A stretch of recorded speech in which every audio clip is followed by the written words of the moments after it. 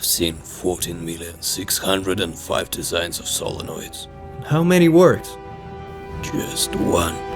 Welcome back to Cable Enable Labs. In today's episode, we're going to dive deep into the world of magnets. Specifically, we're going to see if the mass under our tiny solenoids adds up. Solenoids are the heart of our punch console. They make individual cells pop up or lower down to display stuff in volume. First, a quick refresher on solenoids. A solenoid is a coil of wire that creates magnetic field when an electric current passes through it. This magnetic field can then be used to create motion. Pretty cool, right? Let's see if you can actually make something move without stop motion. Choosing the right materials for the DIY solenoids is no small task. It took quite a bit of trial and error. You see, they say you need soft iron for the best performance, but good luck finding anything actually labeled that way. And there's no way to determine the magnetic properties of the materials that were not made exactly for the purpose. Soft iron. Soft iron? What's next? Hot snow? First, I ordered a bunch of iron and steel tubes from various suppliers on Amazon, and also bought some music wire from Blink and picked up around 20 sorts of different nails from Home Depot floor to test different materials. Not all sorts of iron magnetizes equally, and stainless steel magnetizes poorly.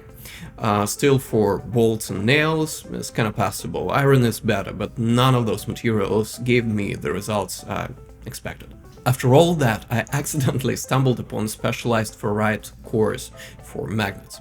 I ordered around 5 different types of them for sample and DigiKey, and they proved to be the perfect solution, because they were much lighter than iron and turned out to be more efficient.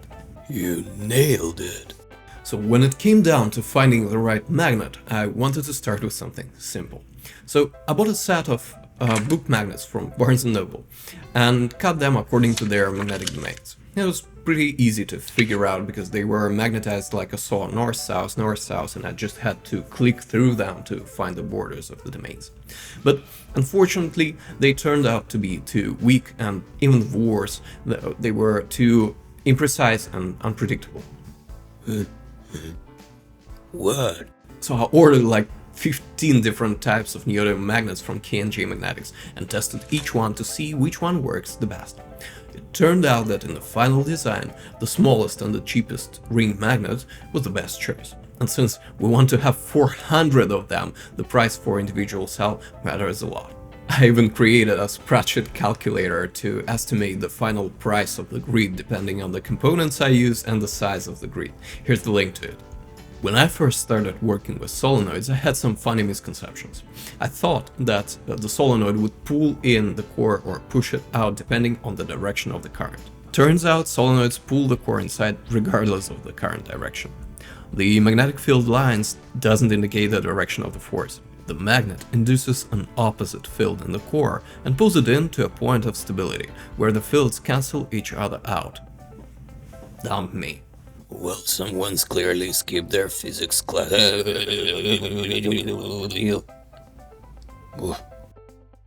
So as I kept experimenting, I started learning how certain things are called in the industry. And for example, this bistable mechanism is called a latch solenoid. And it took me some time and some help from friends and OpenAI to even figure out what to search for. Googling is hard. Choosing the right design involves testing different options. Here's the rundown of what I tried and why I made the choices I did. First, I tried using 2 solenoids on the ends with a magnet in the middle. It was clearly my answer to the pulling end problem. So this setup allowed for magnetic latching in both the upper and lower positions. However, it turned out to be too bulky and flimsy, so I needed to aim at design with a single solenoid. Next, I experimented with a solenoid and a spring, plus a magnetic latch on the other side. Unfortunately, the springs were too strong for the scale. I literally disassembled every single pen and battery device at home to find the right spring. Oh, that's why they're all broken. Then I designed a version with a rubber band spring, but it looked too fragile and wouldn't last long. So we needed to stick with precisely manufactured, reliable parts only. When that didn't work out, a friend of mine suggested to take a look at contraption mechanisms. I even modeled one in 3D to print it later, but eventually it didn't go that way. Turned out that the same friend mentioned something that was called a flip-dot display. At the time, I didn't quite understand what he was talking about and brushed it off. But a couple of days later, while doing some research, I stumbled upon flip-dot displays myself. And I went back to him and shared it, very excited, but he was kind of surprised that I was missing the point earlier. So the new design consisted of one solenoid in the middle and two permanent magnets on the ends, both facing the same pole inside. This allowed using different current directions through the coil to attract one end while repelling the other, and vice versa. The magnets latched onto tiny metal pieces at the ends of the solenoid hull. This setup worked well, so I'm sticking with it. After I figured out the design, I found this awesome braille display project on Hackaday.io, which used quite similar solenoids. It's always great to see when your ideas are validated by the others. Lastly, I consider PCB magnets. You can check out Karl Bugeja's channel to learn more. Bugeja? This could further miniaturize the design and eliminate the need for wiring coils. However, based on my research, they might be too weak for the scale. Maybe a way to go in the future, but I haven't gone that way yet. Once I had chosen the design, I wanted to figure out what the optimal wire gauge to buy and what number of turns to wrap. So I wrote out the equation for the magnetic force. But when I cancelled out some terms, it turned out that the number of turns, M, didn't matter. Wait, that's nonsense. Yeah, nothing matters at all. Good job, philosopher. I asked GBD for help, but it used the same flawed thinking and plotted a constant force for the solenoid regardless of the number of turns. Checkmate, AGI. Then I googled and found a Reddit post that explained it clearly. Here's the catch. The magnetic field strength, B, inside a coil is directly proportional to the number of turns and the current passing through the wire. According to the formula where μ0 is the permeability of free space and L is the length of the coil. The post highlighted two important assumptions we always kind of forget. The corrected formula is B is proportional to N divided by R internal plus the resistance of the coil, which is dependent on the N. This already gives us an asymptotically converging curve, which at least makes intuitive sense.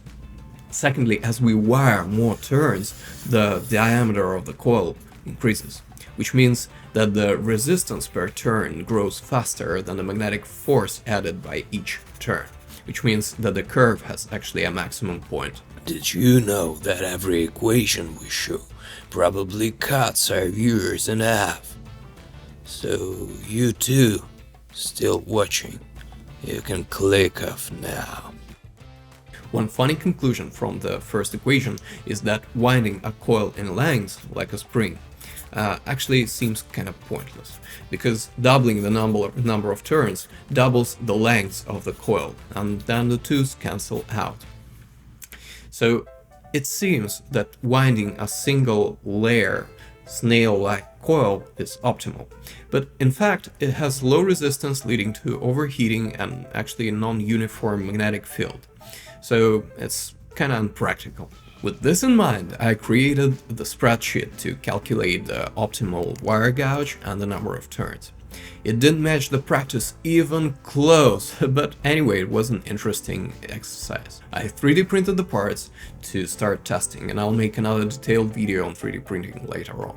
But with the parts ready, I wanted to get some real-life numbers to calibrate my spreadsheet and find the perfect solenoid. Oh, how wrong I was. I experimented with 41, 36 and 32 AWG wires on different turns and voltages. Here's how they compare with my theoretical equations. Experimented? You mean you just kept trying until the smoke stopped coming out? What I tested was 120 turns on 32nd gauge, 300 turns on 36, and 700 and 800 turns on the 41st gauge, all on both 12 and 24 volts. The 41st gauge had a resistance of around 50 ohms, which was fine and drew no more than 400 milliamps.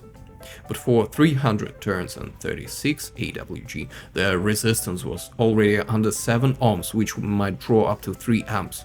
I even accidentally... To test the force, I used Lego pieces. Because nothing passed precision testing like toy blocks. Here's how it performed.